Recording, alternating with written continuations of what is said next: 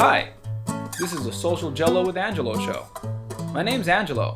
I'm a social scientist, surfer, martial artist, and a whole lot of other things. Coming to you live from Kasai City, Japan, the Social Gelo with Angelo show. What's up and welcome to Social Gelo with Angelo. This is our Black Belt meeting. Today we are with John Hojlo and Renato.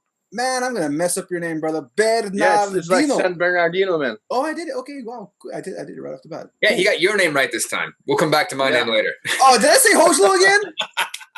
Did I say Hojlo? Hojlo. Ah, damn it! I thought you had it. Oh. Hojlo. Almost, man. All right, there you go. A few disclaimers before we get started. I don't dress myself. I'm wearing, for anybody watching this on YouTube, anybody listening to this, they don't know what I'm talking about. I'm wearing a red and white sailor shirt that says Gap on it. Outside of my superhero rash guards that I wear when I'm doing my instructionals on YouTube and in class, I pretty much don't care what I wear. So I just grab whatever my wife provides me. So, yep, that's my disclaimer. That's the best way. I wasn't going to say anything about the Gap, but yeah. Yeah, I'll say it. I know some people are watching it and thinking it, so I'm just going to say it. But yeah, I am digging Renato's t-shirt. It's way cooler. Like Aiko Kajukenbo. That's awesome. See, he's repping. What's the Aiko? I'm guessing you got some my first thought is Aikido, but what is the Aiko? Exactly? No. Aiko, it's just the letters of my association. Okay. So it's Association International Kajukenbo West. Okay. Oh, excellent. But it's in French, so it's kind of opposite of what it would be in English. So what's that's West? Oh, West, because I'm in the west part of France. Okay. Right now. How do you spell that in French? O-U-E? Oué? West. Oh. Basic. Okay. West avec O-U-E. Okay. I was wondering what the O was because I was thinking West, W-E. Yeah. Okay. No, it's Gotcha. like with O. Also in Portuguese, actually. So. All right. And so for those people listening, if you haven't guessed it yet, this is an international podcast. I'm in Japan in Hyogo. John is coming out of Okayama, and Renato's coming out of France. So before we Ohio gozaimasu. Good morning to you. So we're gonna do. This is gonna be the 4-shot format for Kajukenbo shots. I think that's what he calls it. Kaju shots. I think he calls them. John, what do you call it? 4 shots of Kajukenbo. That's what he calls it. Yeah, his show's called 4 Shots of Kajukenbo. You should check it out. We are following that format today. So to mark the passage of time, we're gonna have our first shot and then start our first question and get started. Cheers, guys. Cheers. All right. So now that we got that business out of the way, our first question. What are your thoughts on ranking systems in martial arts? And since Renato's a special guest, I'm going to have you start off. Thanks a lot. It's a great pleasure to be here again with you guys. First time with John. So it's actually great to share with you this moment. So my thoughts about ranks and all of that. I think ranking system it's somehow important for an individual when it's in its developing phase. I think if one is very worried about his ranking when he's 30 plus years of martial arts, that's a problem, I think. Or maybe more than 20. I think that you should think about what you're doing and exactly what's your point in doing it. But anyway, I think ranking systems, they have a purpose. They have somehow something to help develop oneself in the sense of where I am in the martial art and more of that, of course. But I don't really think it's kind of a necessity for developing yourself. But I'm sure that helps organizations, and I'm sure that helps organizing. And well, it's not a big problem if you don't overthink about it, and if you don't but I do think there's a problem with that in martial arts. I agree. I was going to say, I think that I agree with what you're saying about there is a necessary for the organizations. And for when you're learning, it is kind of nice to have a bar to look at, to reach for, and then the bar to reach for. If you're saying, I'm going to be like Bruce Lee, that's a huge step. But if I'm going to be like this guy, and then this guy, and then this guy, and then this guy, and then this guy, it's easier to see. And you mentioned an organization as well. Your organization, is rank a big thing for you guys? But I don't think so. I don't think so. Well, it's in terms of Kajukenbo, people are going through the ranks when it's needed, basically. And of course, we have 6 degrees, 7 degrees, 9 degrees, and etc. But it's not really a thing that we are worried about, or I don't see it like this. And some people that are really worried about it, normally they go out these kinds of organizations to search elsewhere for their prizes, if I may say. Yeah. So, I know. I feel a bit like that. Normally, that happens a lot in all organizations. And sometimes people get confused and cross rankings and stuff, but I'm not going to enter in that. But anyway, you see that long time in Kajukenbo, we have lots of big shots in terms of grades and ranks. Sorry, but that doesn't mean they are they are actually very good, or in Kajukenbo, or even in organizing themselves, or even in transmitting what is Kajukenbo. So sometimes it's just a guy in a garage somewhere with a patch, and here we go. I'm 10th, 11th. No, not 11th, but well, for sure. No, there are people out there. I've heard people. Oh yeah, you see the rank. I'm 14th degree. I'm 20th degree. 40th. You know, it's like just a bunch of bars on both sides of their belt. There was some dude. I don't remember where he was. I don't remember China or somewhere. He's saying he had like a 10th degree in like 10 different styles. Yeah, which is what? I don't know if that's a question, Angelo, actually, but there's a big thing with brotherhood martial artists, you know. There's a sub-meta culture going on, and people are promoting themselves and promoting others, and they're putting some names of organizations for that matter. And the sole purpose of that is to promote themselves and have someone to promote you. Of course, martial arts are a bit like that, right?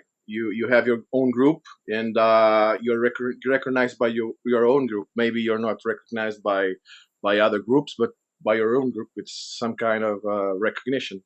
But people just short circuit that thing, and now we have brotherhoods for plenty of things that we're just here to promote martial arts, and we're just brothers and symphony, and we love the earth and so on. But we are trying to promote ourselves, and here's your 10th degree and whatever, and here's your 7th. Yeah, I think you're touching into the question that's coming up. But yeah. We're gonna get there. We're gonna get there very soon. So, John, what are your thoughts on rankings? I think it's a paradox. I love the idea that in Kajukenbo, it's very common that someone will say, this guy might be a yellow belt, but he's still going to beat your ass. I remember, maybe we've talked about this. I used to have a fight club going on every Saturday at our dojo. We just come in and spar for a while. And this other Kajukenbo guy that was, friends of a friend of my teacher came in for a while. His name was Nick, and he's a yellow belt. All right, cool, yellow belt. Yeah, come on in. And he's just sparring with everybody, beating up everyone, getting beat up and beating up everyone. And later on, I've been a yellow belt for 11 years, fighting the whole time. So there's this paradox of like, the rank doesn't matter because it's just, the belt's supposed to just hold up your pants. And these don't even do that because we don't wear, But at the same time, I love what like BJJ does, how hardcore respectful they are. If you're a blue belt, you better be able to, fucking fight like a blue belt. If you are a black belt, most people seem very upset with the idea. If you're a black belt, some white belt off the street can beat you. There is a sign. If you are a black belt, you should be representing that level and that skill. So there really is this paradox because there are people who don't train and they can kick your ass. But we also have respect for these people who have come before us. And first off, they should be able to fight. And second off, it's a reminder that these guys have been passing down this knowledge and they deserve the respect. Even if they're not fighting in the ring anymore, they have paid their dues one way or the other, hopefully. Yeah. Like Renato's touching as well, there are people who are promoting themselves and people who are going into the politics of dealing with students as well. Renato, can I ask how long you've been teaching? I've been teaching since 2001. 2001? Okay, and Angelo, how long you been teaching, including like when you were assisting at your school? Oh, man. Don't date yourself. All right. Okay, so that's the answer to a long time. To not mess this up too badly, we're just gonna say over 10 years. I think that's fair to say, because I've been in Japan for 8 years and I was doing it for about over 10 years. I think that's good. Okay. So like you guys know as well, like dealing with students, there's also this issue of rankings where you got someone who's been training for a long time, but not getting this right technique. They can't get this right technique. And then you got someone else come in who hasn't been here as long and they are actually getting good. Yeah. And they might even get better. Mm-hmm. And then what do you do? If there's this, on one hand, it's okay to give him the next rank because he's better. And then if this guy's really trying hard and doing their best, do you let them promote because of time? I think sometimes yes, sometimes no. It all depends. I have an anecdote that happened not a long time. Go for it. Maybe 3-4 years. I had a guy that was working with me for 5, 6, maybe 7 years already, and I had another guy that came along. It's actually still my instructor, and within a 5-year period, of course, 4 or 5 times a week, and etc. He just blew up all the expectancies that we had for that level. Yeah. And when I was trying to put the two for a black belt test, I happen to like to my grandmaster to see and evaluate. I do it like this for the moment, at least. It's my thing. Mm-hmm. So I was going to prepare them both, and then I saw that the guy that was longer was not enough in terms of certain things. And I said, are you okay with this? Are you okay of waiting maybe 6 months or a year and we will work this part or this part because I think you're lacking this or this or that? Because I do pre-examination, Mm-hmm. And then the guy said yes. We bought our tickets, our plane, etc. All was okay. The day he didn't show. He didn't show at the airport, and I never heard of him again. So that's the politics I'm talking about, man. Exactly. You get people they lose motivation.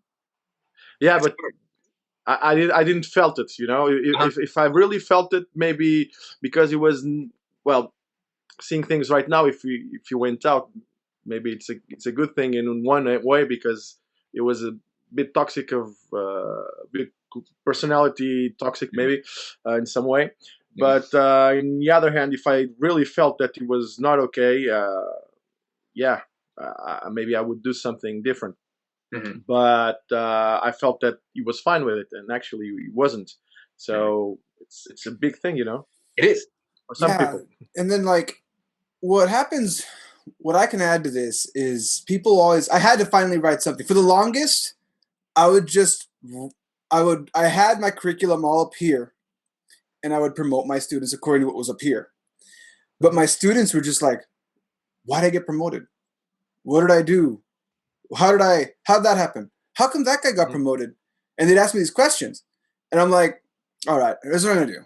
And I told everyone one day, and this is in Japanese, so I have to bad translating aside. I was like, in my rough Japanese, I said, okay, guys and girls, ladies and gentlemen, I put the ranking system here. Here is what I'm looking for. And I wrote everything down for every rank from the Kajukenbo, from my system to what I added to it, to everything.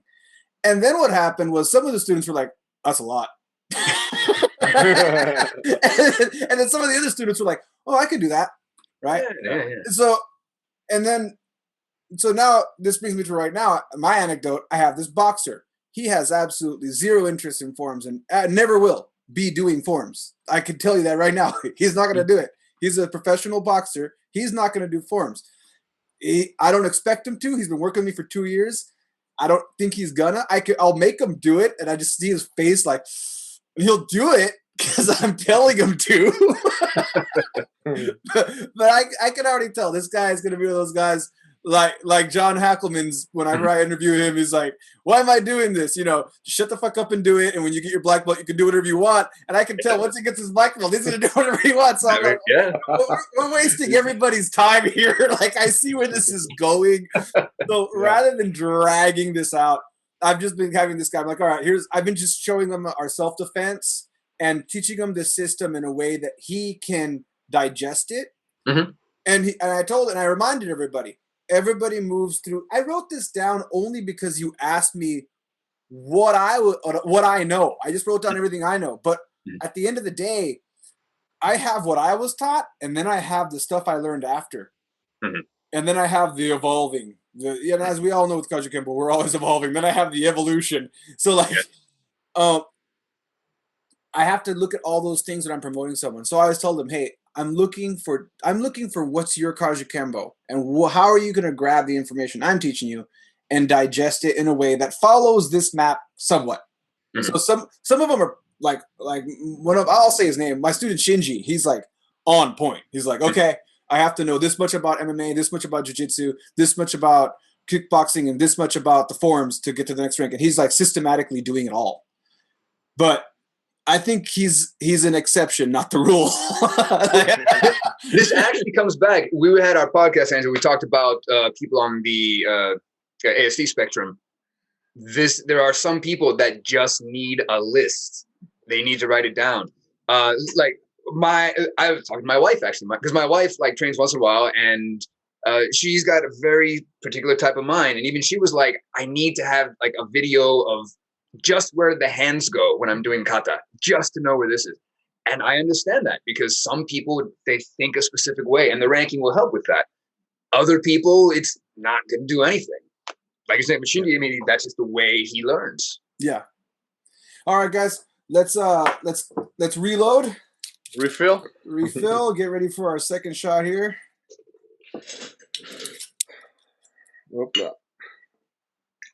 I have lots of shot glasses. I just got my 4 ready. Oh, wow. Look at you. You probably have a nice array. Ready to go. This is professional. All right. Salud. Cheers. Salud. All right. So question number 2. What do you think qualifies someone to be a black belt? Renato? Special guest? On me? Okay. Well, that depends, right? That depends on your organization, your way of thinking. But mainly, you should be dominating whatever you are doing. If it's Kajukenbo or karate, whatever. In karate, for example, I've done karate for several years. I still do it. And it's quite easy to understand how, because they're mainly on the content of each belt and some concepts. In Kajukenbo, I think we're a bit different. We're always on the concepts and less in the content. Sometimes I don't care if the content is not exactly there, but if the concept is not there, there's a problem, because we will have a problem in the streets, and if it's streetwise, so we have to understand it in that position. But I do think that for becoming a black belt, at least you don't need a time schedule, but you will need exactly a concept schedule. So you have to understand distance, you have to understand timing, you have to understand these kinds of things, where to hit and how to hit, in a way that your instructor is able to say, yeah, that's it. In Kajukenbo, let's talk about Kajukenbo. We have different ways of seeing it, everybody, and then within organizations we still let people a bit free. So even in organizations we have different timestamps and different concepts working or not in the same line of work. So I will not speak within different styles, let's say, of Kajukenbo, but in general, we are very diverse. So it's not an easy answer, but I would say that a person that is completely okay with its concepts within its martial art, and if it's a good person also and gives the max um, to be there and to work along with the principles, I think that people will deserve it. I think there's not a time like, yeah, let's say 5 years, 10 years, 12 years. That depends a lot, right? And then we have the individual. So the individual will be different. So people can go and learn something in 2 or 3 years, and other guys will never get that, even in 10 or 15. So it's very hard to tell. I think all the grades, all the things, all the ranks, sorry, and things about passing to the other level. It's in the it's a ecosystem within the organization. It's not quite something I cannot look at John or Angelo and say, by you are not, or you are over than my black belts. I cannot say that. You are at your level within your organization and within your thing. And for me, likewise. So even if I'm fifth degree, I don't care about it. But my fifth degree is not the same for you guys, and vice versa, and for karate or whatever. So it's kind of it's a kind of a human groupal thing. It's not really something you can draw a line and say, hey, this is black belt over this, and that's that. For me, that's not working like that. So when Kano developed ranks, the founder of judo, Yeah. he developed it for an organization thing, and within some content for his organization. Then all martial arts, and a guy in England that also was in France making judo classes. He was a student of Kano. He developed all the colored belts after. So it's a West thing. This belt thing. So Yeah, I remember hearing about Kano's thing. That was very much was a Western thing. We want to know where do I go next? That whole what's the next step? yeah. I got to know everything. And a quick question, Renato. You mentioned the concept, and I totally agree with you on that. By the way, one of my senpais, I remember talking about, like, when he was taught by a Danzanryu Jiu-Jitsu guy. He came and taught, and he was like, "We're doing like a 3-4 hour seminar. I can't teach you everything in 4 hours, but I can teach you concepts, and you can take that and run with it." Just to be clear for the listeners as well, could you, Renato, I'm just curious, what would you consider like a concept in Kajukenbo that would be taught in general? Yeah, taught in general. That will be a bit hard, but well, how's this? I'll make it a little easier. Can you give me one concrete concept that you would show a white belt? Yeah. So distance. I think white belt should be working in distance, understanding the difference between close quarter and all the different distances in that, and understanding that in Kajukenbo, if we go inside the distance, we will hit hard, and we will not think about it otherwise. Yeah. So that's I think percussion in very strong percussion within the transferring from social distancing to engagement distance, if I may call. If we are there in engaging distance, we will be hitting hard, and like it's not stopping it.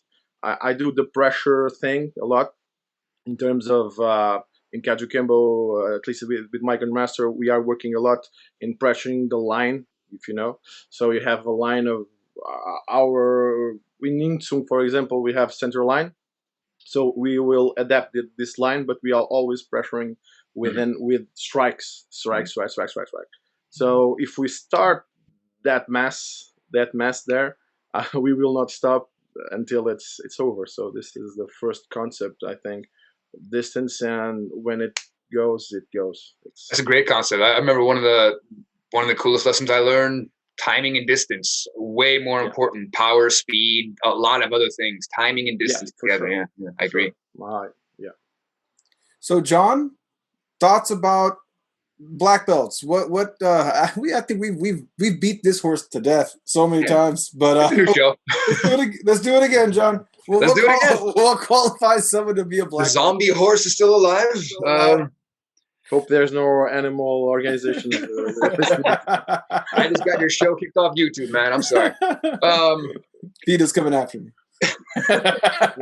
What? So wait, what it take to be a black belt? Yeah. What do you think qualifies somebody to be a black belt?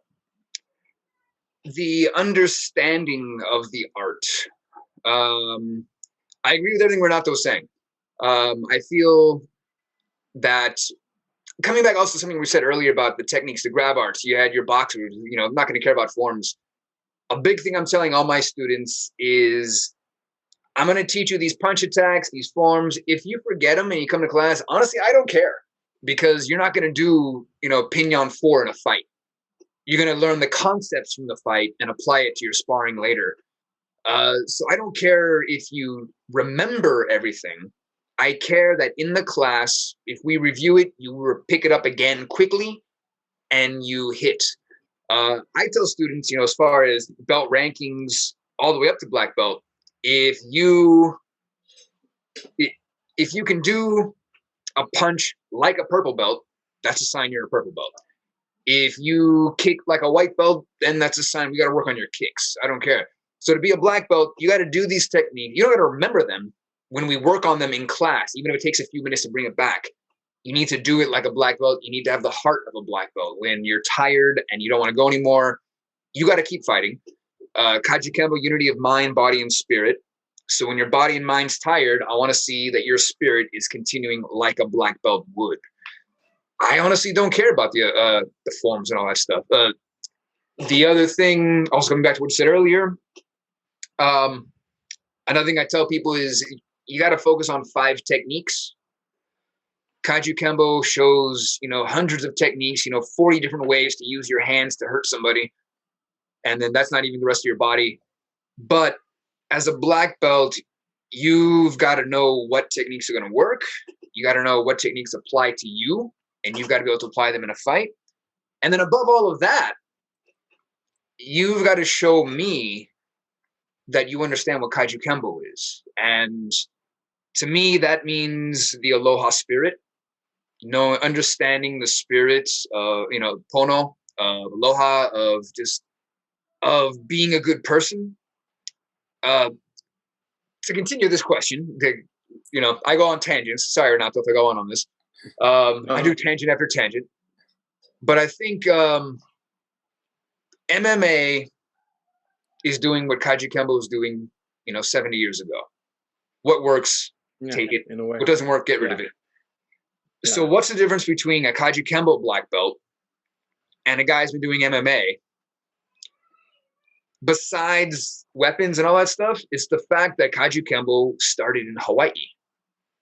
That means maybe the founders were not nice because they were beating the shit out of people in bars, but they grew up, created this art in this atmosphere that at least somewhere was saying, be excellent to each other, be kind to others.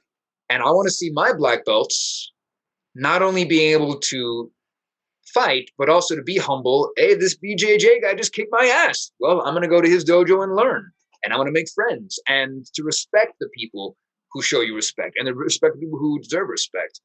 To me, that is a black belt. It's not just being able to memorize this stuff, because that don't mean shit. It's your heart. It's your kindness. It's being humble. All of that together is what really makes the black belt in Kajukenbo. Yeah, I do agree. I do agree with that. And I actually wanted to say that if you're not really in the aloha spirit, if you may say, if you're not really in the Sohana kind of thing, and that's a bit less meaningful, a lot.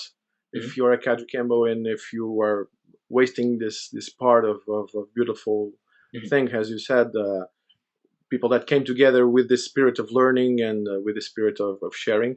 Of course, there's politics and there's stressful things within it, but that's a whole nother level of things happening. Yeah. But the main idea, the base, it's kind of there. It's kind of keeping the flame alive, and I think that's very important to share that with your students that are remaining and keeping your art alive. Mhm. So for me, that's great importance. Definitely. I was just seeing some. This is a book of my grandmaster, and I was seeing the letters that Siju sent him. I don't know if you can see it. Not clearly, like- but No, we not believe clearly. you.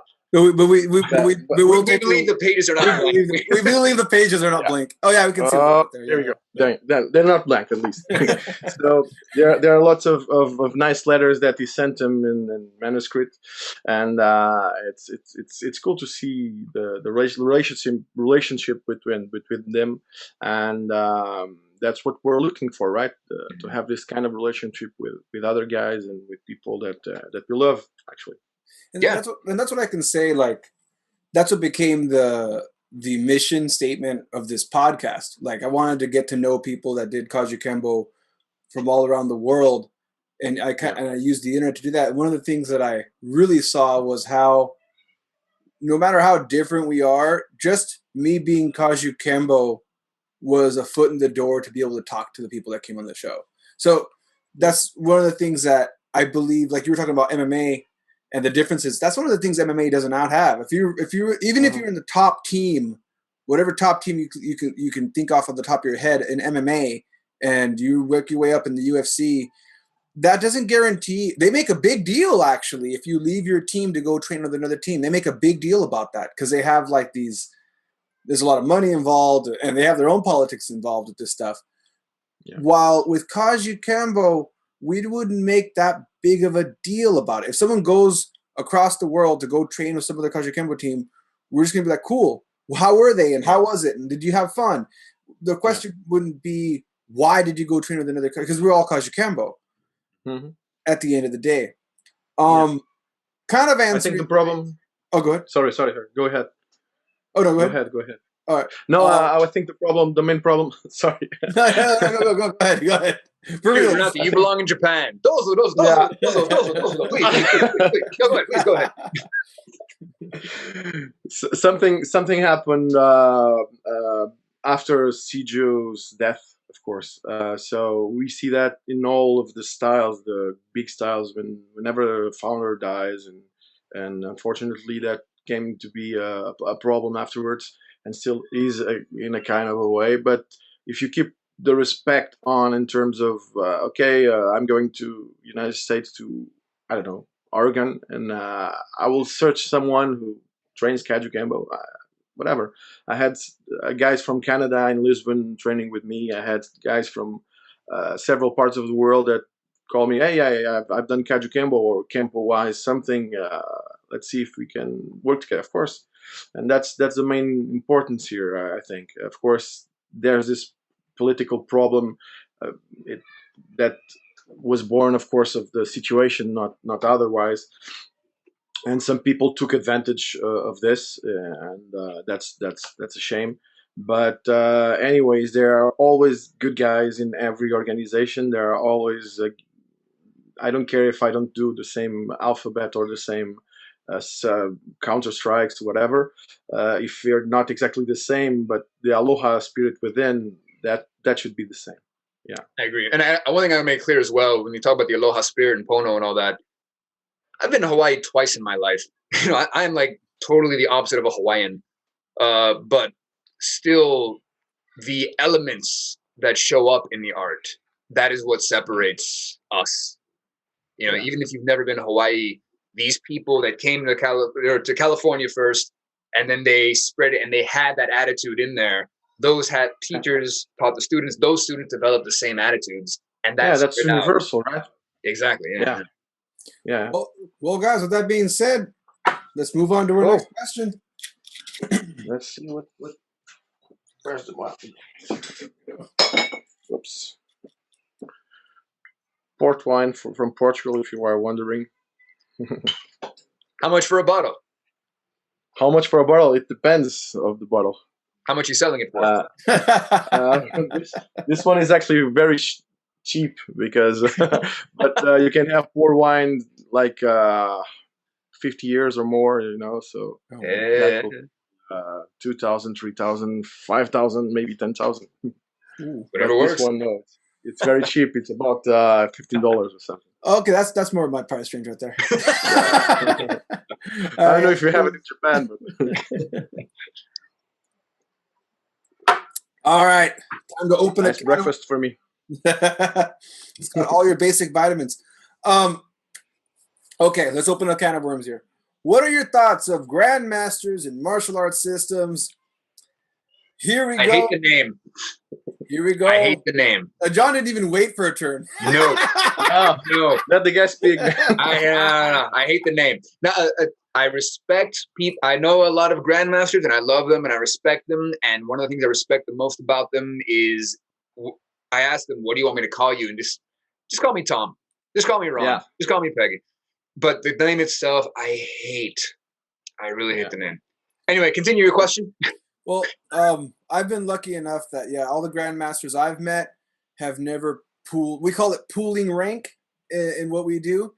When you're talking to someone and they suddenly stop you in the middle of something that you're saying, and they're like, "It's Sifu, it's Sigang, it's Grandmaster, it's Great Grandmaster," right? In the middle of a conversation, we'll pull rank on you. I've only had that happen once, and it was when I was a colored belt. No, it was when I was a black belt.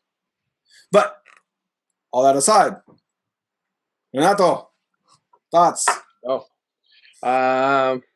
grandmasters. I do think that it has an historical perspective in Kajukenbo, and I respect that. My grandmaster, all guys call him Angelo. It's like Angelo. And people, myself, I call him master because he's my master. Sometimes I call him Angel, but it's my choice, just out of respect. But I don't. Sometimes I call him Angel or whatever. He doesn't care. So for me, that's exactly my point. What you have said. If you are overwhelmed with your rank, that's a red flag, and you should be listening to other guys maybe. So, but in Kajukenbo, come on, we have a tree full of grandmasters, a big tree, and people go inside that tree because someone says that other guy is that, and sometimes there are things that are not very well explained. So I know a lot of those things. But anyway, there's something going on in the tree that this guy came into Kajukenbo in 2009 with rank X or Z, and whatever. I'm not in the tree actually. I'm outside of the tree. My grandmaster stopped sending the names long ago. He's there with some guys. Okay. But he stopped sending it a long time ago because he says he doesn't believe it very much. So he respects it. He doesn't believe it very much. So in terms of what happened when and why this guy is there and not, it's kind of it should be an exact copy carbon of what happens, but it's not. It's when someone tells that his student or whatever guy that came along 1 year ago and has 1,000 students and it's interesting to put him there. That's the story behind it. Someone told someone that this guy deserves to be there. So it's not a copy carbon of what happened or what so. So I have guys in Kuwait that are there that started 5 years ago that are fifth degrees and whatever, and I'm not there, for example. So I got a message from someone in Kuwait, man. Every year I get my Facebook reminder because I got a message from someone in Kuwait saying hey brother, I've got a 4th degree in karate and this and jujitsu, and I have a 3rd degree in Muay Thai kickboxing, and I know, and like, hey, I want to learn Kajukenbo. Like, can you give me any DVDs? I'm like, not really, man. I mean, you learn the techniques, but it's you gotta study with people because you get the real heart of what it is. And like, no, just give me some DVDs. I can do it. I'm like, no, I can't do it. And every year I repost this thing and there, and I'm sad to say, recently somebody got him in there, and now he's Kajukenbo, and I'm gonna leave it at that.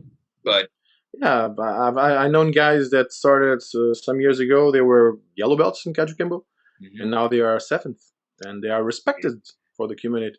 So the problem is that in order to be Ohana, we don't need to listen to everything that's not okay. If it's not okay, it's not okay, right? So sometimes we have this problem and understanding even if my grandmaster does something wrong or whatever, I have to be able to understand this kind of wrongdoing and adapt it and listen to other guys that say that, yeah, that's wrong for this or for that, whatever. And it's hard, but that's the main problem in Kajukenbo right now. So grandmasters, keeping the grandmaster figure, it's kind of I'm promoted to professor now. Now I need someone grandmaster. Now I need someone great grandmaster. Now I need someone. Actually, the story of Kajukenbo, if you listen and if you take attention to some details, you can see that the guys coming for the United States at the start, they were kind of newbies in some way, but they were promoted anyway. So this was for developing of Kajukenbo. That's not a critique to do there. And sometimes when a guy in Kuwait, I don't like Kuwait because Kuwait there's already lots of schools there, but some guy in South Africa tells me I want to learn Kajukenbo, I don't have a way to do it without having some help online or some DVDs or whatever. But I can travel one time, 2 or 3 years. I have student in Brazil that comes normally every year. I have a student in Argentina that comes every 2-3 years. So I have to get them covered in DVDs and stuff, Oh yeah. But if they train with that as an extra, it's a thing.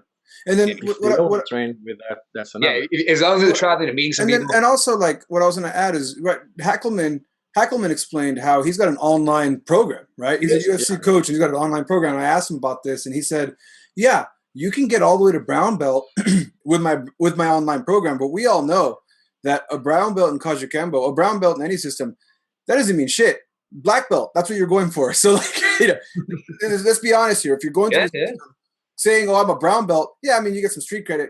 But saying that to any of the martial artists, it's like, okay, well, you're almost there, right? And what he does for that black belt is he makes him do an on-site test. That's the final thing, is you have to meet him. He has his testings in Hawaii, so everybody has to fly to Hawaii. And he goes back to where he originally was, and he puts him through the test. So he said if someone's been bullshitting him the whole time, he's like, it's really hard to bullshit him, though, because he's put inside his online program. He makes him do all this crazy, like, 100 burpees, like a lot of calisthenics that you'd have to be in a certain amount of shape to pull off. Right. So it would be kind of hard to BS. But even if for some reason he said, if someone did BS me all the way through, they're going to get to the test and have to do the on-site test. And for some reason they were BSing, it's going to be a waste of their money because they had to fly to Hawaii to get it done. So. Yeah. I do work kind of like that also. So yeah. So for me, it's not a problem. But keeping the grandmaster thing, I think it's too much right now. It's Siju has some secret letters, if I may say, that points exactly who were the guys that were promoted by him and the ones that weren't. Even if you're in another style, certainly you have these guys that that are in the route, and other ones that maybe. So it's like that. People know who's who. So some people know. Some people who's who. And then a few things I wanted to add here, and this is something I write. Originally, Kajukenbo did not have titles, Sifu and Sigung, all this stuff. It used to just be chief instructor, and that's it, right? So like all this other stuff that we talk about, Sifu, Siga, and Grandmaster, that came way later. Because at first it was just Chief Instructor and Sijo. Yep. And as time went by, it evolved into what it is now, right? And that's where was Sijo one of the original titles? I don't know. I don't know. No, I know Chief Sijo Instructor was one of the originals. It was Professor. Probably Professor. With not Professor. Professor. No, I can't verify that, but I can say actually, that I can't, because I can only say from what the conversation I had with John, who's under goading, right? Yeah. And he's right there. Right. In Hawaii. He was telling me that, I wonder if even that's even the case. Yeah. So you're saying it was Professor. So Sijo was Professor back then?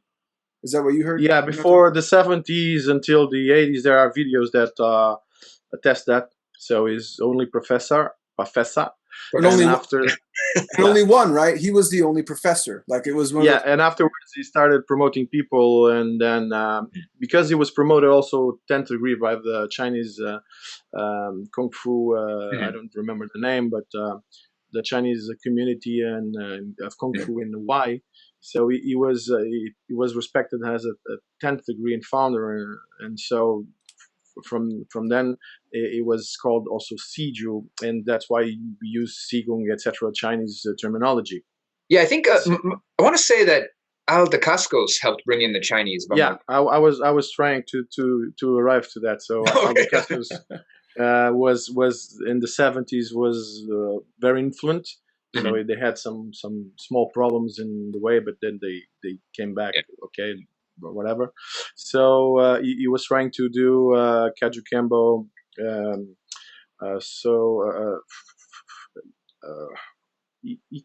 International Kajukenbo Association, ICA. So it was one of the first efforts to develop all Kajukenbo in the world.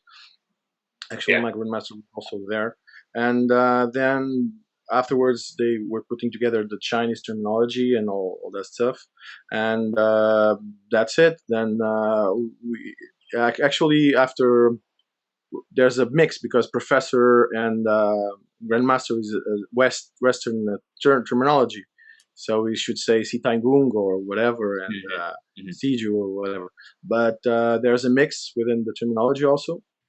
I don't think it's bad. But the only thing that's bad is that we have lots and lots of grandmasters of grand, whatever. Too many. Not all of them are really accurate in their curriculum and their connaissance. Yeah. So one thing before I pass on this question to John, you mentioned about names that get scratched out on the tree, and people that are listening to this probably wondering what the tree is. There's this tree, a Kajukenbo tree with a bunch of names of the instructors starting with the founders, so you can kind of track along a map of everybody that got the founders and everybody, how Kajukenbo kind of spread around the world from there. The family tree. And now what I do want to mention, I recently found out, and I did not know this, and I think it's worth kind of mentioning now. Me and John are doing another podcast about this. I used to think that the only reason you can get your name scratched out of the tree had to do with politics, which is why I never really cared. Like, I was like, okay, whatever. Like, maybe there's some politics stuff. So they scratched them out of the tree. Or like you said, right? They chose not to be Renato, in your case, they chose not to be on the tree, or they had like some disagreement about the tree. And not really a disagreement, but they don't. My grandmaster doesn't give the shit about it. You know? Okay. So they doesn't care, right? It so just keeps his records for him and whatever. Because if you're in a tree with a guy that in one day in Kajukenbo forums in internet, he said, "I'm not." Someone said he's not the black belt. And the other day, there's manipulation, and this is not the problem of the master that promoted it. Actually, it's the problem of the person who received it and how we manipulated it. So in the next day, is 7th degree from black belt, not being black belt, to 7th degree. So I don't want to be on that tree also. You know. Okay. So and again, like that's one of the reasons. What you're talking about is one of the reasons I never really made a big deal. I mean, I'm on the tree, but I've never made a big deal either way about people being on the tree or not, because I'm not a part of any association. I don't belong to an association. I'm independent. But what I did learn recently, without saying any names and trying to stay within the legal parameters that I can go with. I recently had an issue that I interviewed someone who sexually assaulted one of their students. And I had to pull all of their interviews down. And I'm not going to name this person. But the way I was able to verify what happened was by contacting Glenn Fetticelli of the tree, and they had a database that they can refer to verify allegations and stuff. Like they can let me know whether they're found it or not. And they were telling me that was one of the. He explained to me that sometimes that's one of the reasons that you can see a name scratched out on the list. I didn't know that. I thought, like I said, it was mostly based on politics. So now I finally saw the reason of why there was like a tree and what that meant. Like I used to think it was only politics, but then when I found that out, I was like, oh, okay. All right. Because I've never even looked at the tree. To be honest, when I interview people, I don't even look for them on the tree. Because I don't even have the tree. To be honest, I don't have the tree. Grandmaster Galinas is actually the idea behind the tree and the work behind the tree. Yeah. He's an old karate, he's not old guy, but he's very old, but is old in Kajukenbo in terms of, he was very early in Kajukenbo, from Canada. So actually he's the guy behind the tree, the man behind the tree. Yeah. And one time he told me, but I don't make the, I just put the names there. If people say the name is there, I put them there and whatever. You have guys that were expelled by Siju that came back after his death or within his last days. So, that's constantly changing. So I don't give a damn about if it's right or wrong. I just do my work and let the work talk for itself. And I think most of the guys are like that. The main guys that are very worried about the tree are the guys that don't have the legitimacy to be there most of the time. John? Thoughts on Grandmaster? Grandmasters. I already let the part that makes me angry off. I hate the name. I think all titles are kind of stupid in the first place. I mean, even big thing here in Japan, for example, people love to find out what your job is as soon as possible. And this is part of the culture, because if, for example, you say, "Oh, I'm a doctor," suddenly they have to change the language they use. They actually have to use different vocabulary and different types. They use the Keigo talking because, oh, he's a doctor. And a doctor is going to bleed as easily as a homeless guy. I mean, we're all the same. So on the one side, I don't like people using their titles. Like you were saying, interrupting and pulling, Grandmaster, actually, that's what you should call me. I hate that. But beyond that, I like it as a title given, as a reward. The way when I received my 2nd degree black belt from my instructor Ron Esteller, I don't know if I told you this, Angelo. I kind of freaked out his instructor. Now it's Grandmaster Juarez. He's the official top of the Gaylord branch. I kind of scared him actually, because I was kind of a weird kid, and I was like, after class, I'm going home, like, hey, Sigang. I call him Sigang because he's my teacher's teacher, and that Sigang means grandfather. So like, hey, Sigang, can I ask you a kind of a fatherly question? And he's like, what do you mean? What's going on? Like I was gonna ask him, like, what do I do if I got a girl pregnant or something? Maybe it's a stupid way to ask him that. Then I was like, yeah, I've been talking with Sifu Ron, and I think he's gonna promote me to 2nd, and I don't think I'm ready for it. What should I do? Should I talk to him, or should I announce it? Should I just, when he gives it to me, should I say, no, thank you? What do I do?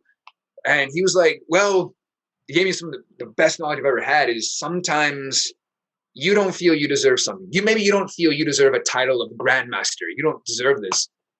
But that doesn't matter. Your instructor sees something that maybe you don't. Yeah. You just got that happened to me also, John. Yeah. Yeah, same thing, right? So, yeah. You know what I'm talking about. You just have to accept it. So like my instructor, Sifuran, he hates the title Grandmaster. When I came to visit one Christmas from Japan, we do our opening for the class. Okay, salute the flags and chief instructors before you salute. Ready position. Whoever's the next rank has to call, the head of the head class. So it'd normally be like the next black belt will say, okay, turn class, salute the Sigang before you salute. And I went and said, salute the Grandmaster before you salute. And everyone goes, ooh, because they know he hates that title. They know he hates it. And I knew that he hates that title. And I did it because I'm visiting. I could get away with it as a guest. And he literally said, you're getting away with that because you're visiting us. And then he punched me in the gut. And then we started class. But like, I hate the title Grandmaster because it sounds cultish. It sounds servant and slave. And I know like this is similar to, it's not that you're a master of a person. It's that you've mastered this art. It's and a cultural thing, I hate right? it is you can never really master something. You can always improve. You can always get further and further. So I understand where it's coming from, but I've always loved the titles Sifu, Sigang, and Sijo. Should it be something that you will say to your master? You can say it to your master because it's your difference, your way of talking to him because you like that kind of relationship. But if it's otherwise, it's different. If it's something in the street, oh, Grandmaster John, how are you? And what I love is that talking to my Sifu and talking to his Sifu, my Sigang, who is now a Grandmaster, they don't want that title. So they tell me, just call me Sifu, call me Sigang, because my Sifu is my teaching father. And his teacher is my grandfather, so I call him Sigang. And he told me to say that, and I love calling him that. And unless it's official, we're doing a podcast, and I say Grandmaster Juarez because this is your official title. But I mean, I just hate that title. Chief Instructor is cool, and I love Sifu because this is much more. It's not about ancient and mystical things. It means, Dad, please help me. I need your help. The title Grandmaster. And like, what I want to add to what you're saying too is, me personally. I watched a lot of Wu-Tang Kung Fu flicks. Literally, like they said, they had the Wu-Tang emblem on them, and there was like a Kung Fu feature. Wu-Tang Clan, the hip hop band, had these Kung Fu movies that they put together, like the 7 Daggers or the 16 Deadly Strikes, and they put these little series together. And I watch them, and they're like Sifu. I'm like, this guy Sifu's like badass. Like he's got this group of guys. They're all kind of ruffians. A lot of them are thugs. Like they came out of a gang and they've killed people. And the Sifu guy is wait, you talking Kung Fu movies? You talking Kajukenbo movies? Right. Sometimes there. And you got this guy who kind of has these hooligans, and he kind of refines them into gentlemen. And like I love that idea. So like when I finally encountered Kajukenbo, and he said, and I thought it was karate because we're wearing black gis, and he says, "Oh yeah, people call me Sifu." I thought that was really cool. And I liked that, not for myself, for him. Like, I liked the idea that this guy was, hey, this guy's like the guy. And I lived in a rough neighborhood. He's the guy, like from the Wu-Tang flicks that we saw. He's refining thugs and ruffians, right? So, like, I like this. I want to be there. So I always called him Sifu. And he'd tell me, please don't call me that. Because I'd be at a class of, hey, Sifu. He's like, please don't call me that. Please don't. And after a while, like, it grew on him. Me calling him Sifu all the time grew on him. And he just accepted. He's like, he calls me that. And he just tell people, he likes to call me that. He calls me that. He gets to call me this that. Kid's crazy. He called me he likes to call me that. And I explained to him like the Kung Fu movies. And he also loved the Kung Fu movies too. So like, we have this relationship, like you said, that developed that. And that's why I liked it. But then when I got the title Sifu, I was like, don't call me that. Don't call me that. Please don't call me that. If I had a kid walk up to me after class, Sifu Angelo, just Angelo, please don't. No, that's your Sifu. Your Sifu's over there. Your Sifu's over there. I'm just Angelo. What's up? Like, so like, I now like full circle. All right, guys. Last question coming up. Let's lighten things up here a little bit. That was a heavy one. Need 2 shots for that one. Ooh la la. Let's go. All right, last shot and last question. Cheers. Since John loves his pop cultural questions, do you think Bruce Lee was a martial artist or a fighter? Why? Oh, Bum, man. bum. And I said it was going to be a light question. Wait, I need more tequila. Give me a second. Renato, what do you think? Wow, I was not expecting that. So, yeah, martial artist or a fighter. So, for me, martial art is a Western term. I've been working. I've been talking yesterday about martial arts, self-defense, whatever, combat sports. What is that in a Portuguese podcast? And we were wondering. So martial arts, something that came from the Mars god, the word war within. So we do martial arts in a metacultural way. We don't do martial arts actually, but because we don't fight and wars for that. We're not all military. We're not all policemen or whatever. So martial arts is a Western term that we adapt to our metaculture of combat sports and martial arts. So to be a sport, you have to have a game, you have to have competition, you have these kinds of things. To be a fighter, do you mean it in the streetwise fighter thing, or to be a fighter in combat sports mentality? And that's going to be up to you to decide whether Bruce Lee was a fighter or martial artist. Thanks a lot. If he was, I will take it in this combat sports thing, because fighter, like in streetwise fighter, I don't think he was, and nor should we be. So, actually, I think combat sports have a lot to give to people. MMA and whatever combat sports we're talking about, even kumite and karate with almost no touching contact. But in the case of Bruce Lee, I think he was a martial artist because he was working with as we say in Japan, the do part, the way, like karate do, aikido, judo. So he was making his path, even if it was a path that was intricate with different influences.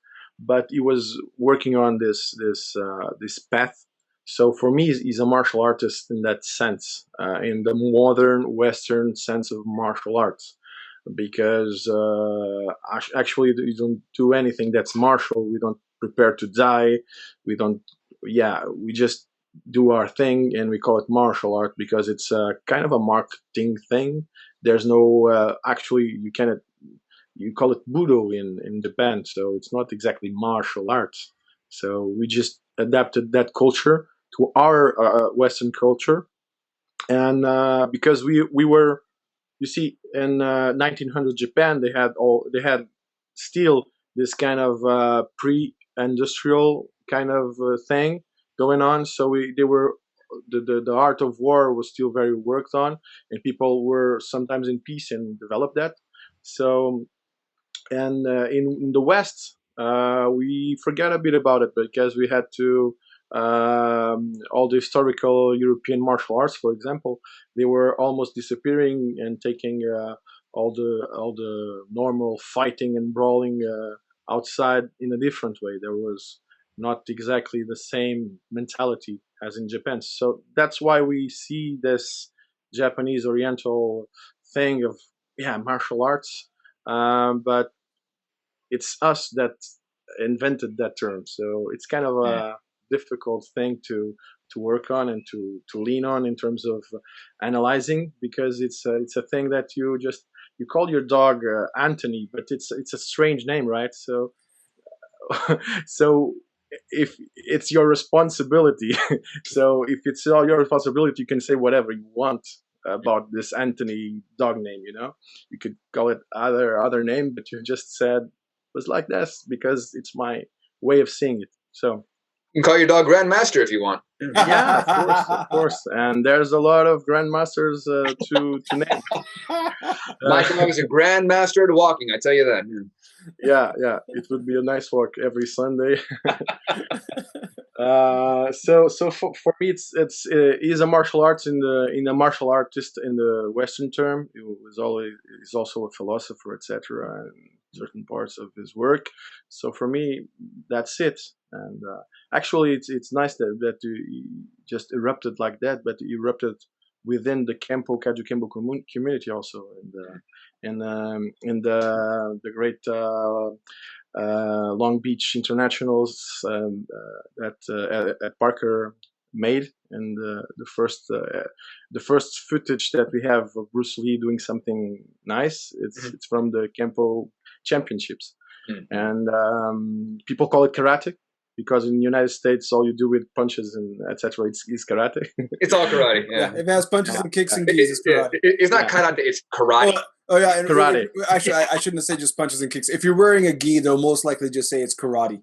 Yeah. Even if it's not, even if you're doing jiu-jitsu, the average person, it must be. It's kind of nice because in Japan, people would call it Kempo because it's the Kempo. It's the fighting. It's the fighting art, you know.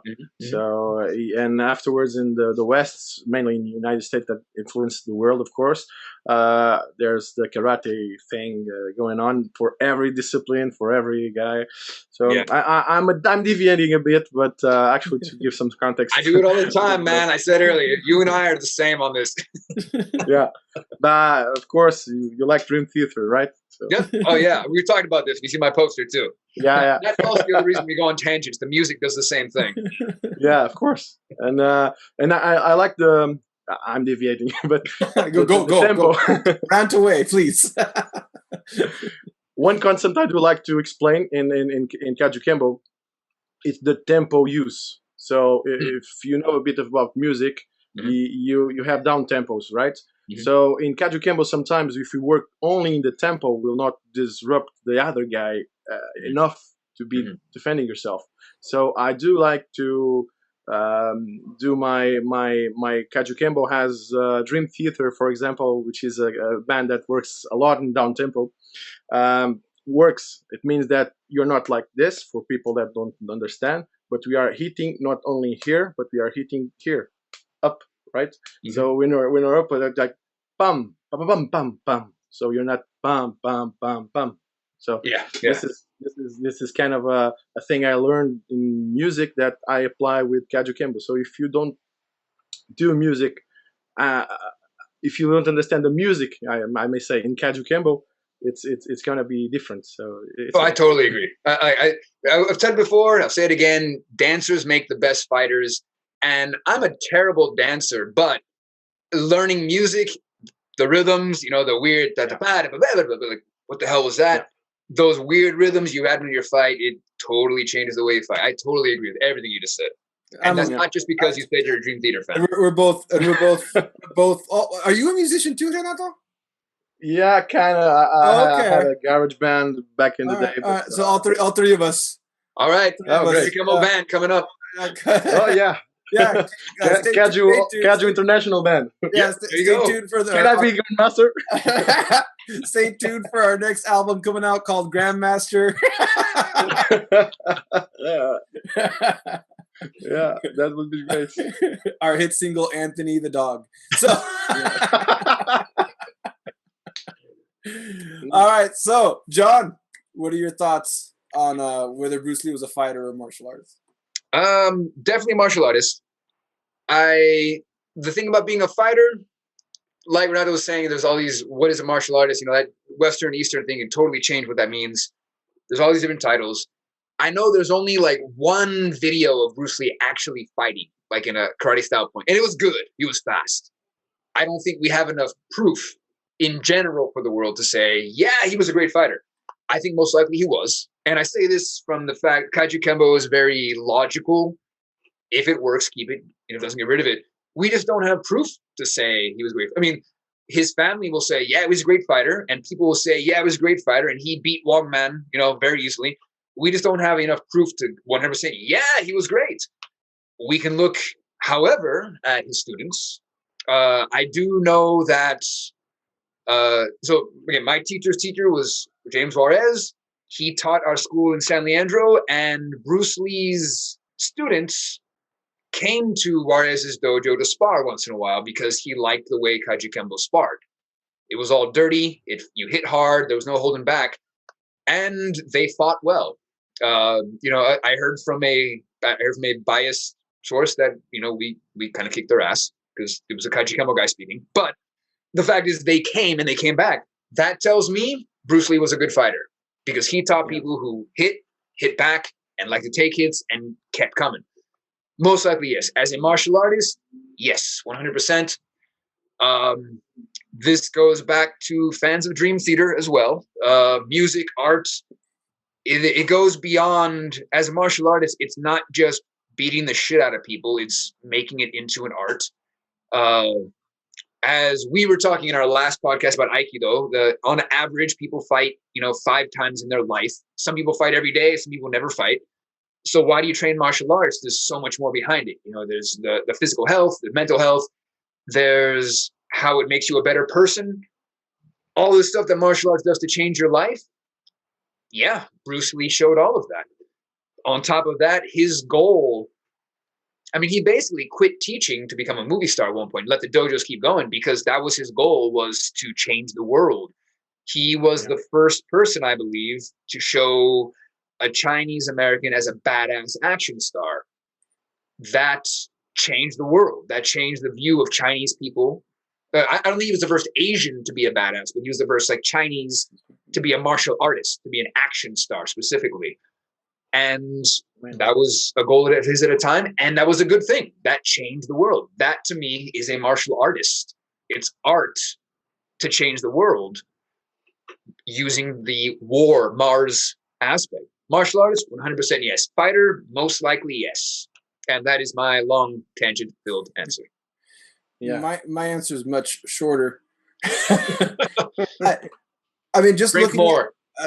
Just looking at the definitions of what modern definitions of what a fighter is, and what a martial artist is. Just looking at, and you have to go back to definitions to what Renato was talking about. If I just look at what a martial artist is and what a fighter is, I'm going to say that for me, a fighter is someone who has a fighting record and fights in some sort of sport, and that's something that, as you touched on, we don't have any data about, and everything else is based on legend and hearsay.